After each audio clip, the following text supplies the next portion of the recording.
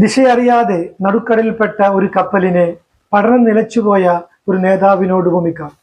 നമുക്കറിയാം, ദിശയറിയാതെ നടുക്കടലിൽ നിൽക്കുന്ന ആ കപ്പൽ ഏത് നിമിഷവും ശക്തമായിട്ടുള്ള ഒരു കാറ്റിലോ കോളിലോ വന്ന് തകർന്ന് നാമാവശേഷമാകും. അതിനെക്കാട്ടിലും ഭയാനകമാണ് തൻ്റെ കാലഘട്ടത്തിനനുസരിച്ച് പുതിയ കാര്യങ്ങൾ പഠിച്ച് മനസ്സിലാക്കാത്ത ഒരു നേതാവിൻ്റെ അവസ്ഥ. തൻ്റെ പഠനം നിലച്ചുപോയി കഴിഞ്ഞാൽ തൻ്റെ അനുയായികളെയും തൻ്റെ നാടിനെയും അവർ ഉദ്ദേശിക്കുന്ന ലെവലിലേക്ക് വളർത്താനോ തൻ്റെ നാടിൻ്റെയും അനുയായികളുടെയും കഴിവ് മനസ്സിലാക്കി അവരെ വളർത്തിയെടുക്കാനോ സാധിക്കില്ല.